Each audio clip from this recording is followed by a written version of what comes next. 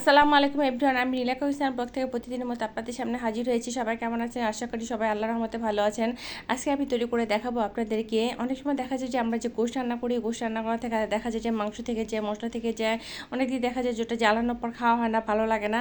তখন আমি ওইটা কী করি, ওটাতে খিচুড়ি রান্না করি। খিচুড়ি রান্না করলে কিন্তু খুবই মজা লাগে, খুবই টেস্ট লাগে। আপনারা যদি একবার ট্রাই করে দেখতে পারেন, এটা কিন্তু অসম্ভব মজা লাগে। আর দেখবেন যে বাসার সবাই খুব পছন্দ করে।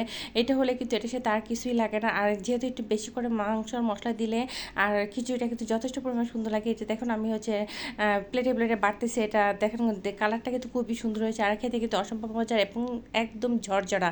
একদম দেখেন কতটা ঝরঝরা হয়েছে পোলাওটা। আমি এটা পোলাও চালতে করেছি খিচুড়িটা, আর আর খেতে কিন্তু অসম্ভব মজা। যে কেউ আপনি মেহমান আসলে কিন্তু এটা তৈরি করে দিতে পারেন। আবার শুক্রবারের দিন অথবা যে কোনো ছুটির দিন আপনারা এটা তৈরি করে দিতে পারেন, বৃষ্টির দিন তৈরি করে ফেলতে পারেন।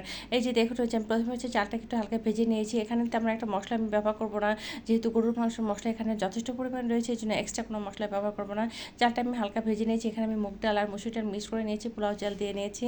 আর এর মধ্যে যখন একটু ভাজা হয়ে যাবে, দেখেন এখানে মাংস ঝোল, আর এটা আমি অ্যাড করে দিয়েছি। এখন এর মধ্যে গরম পানি দিয়ে দিব। দিয়ে এটা রান্না করতে কিন্তু খিচুড়ি রান্না করতে খুব বেশি একটা সময় লাগে না, গরম পানি দিয়ে রান্না করলে।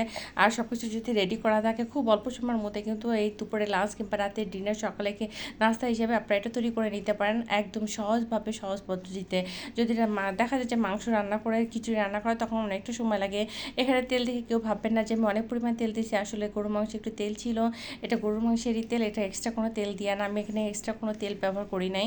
এই তো দেখুন আমার চালটা আমি 20 মিনিট দমে রেখে দিয়েছিলাম। এখন কতটা ঝরঝর এবং কতটা পারফেক্টভাবে সিদ্ধ হয়ে গেছে। আমি আর কিছু করে এটা কিছু না নাড়াচাড়া করে আর কিছুক্ষণ চুলা রেখে নামিয়ে ফেলবো। তো আমার খিচুড়ি রান্নাটা শেষ হয়ে গেছে।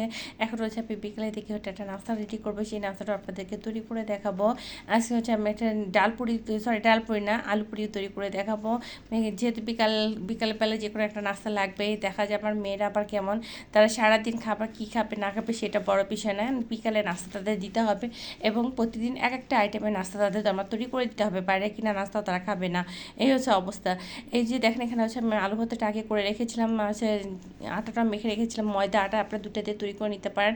এটা আপনার হাত স্পেস দিয়ে তৈরি করে নিতে পারেন, আবার অথবা বেলুন দিয়ে কিন্তু এটাকে একটু বেলে নিতে পারেন। আমি এটা যেহেতু সফট, আটার ডোটা বেশ সফট, এই জন্য আমি হাত দিয়ে স্পেস করে তেল দিয়ে নিয়েছি এক্সট্রাভাবে, আর বেলুন দিয়ে বেলে নিই না। প্রায় ইচ্ছা করে বেলুন দিয়ে বেলে নিতে পারেন।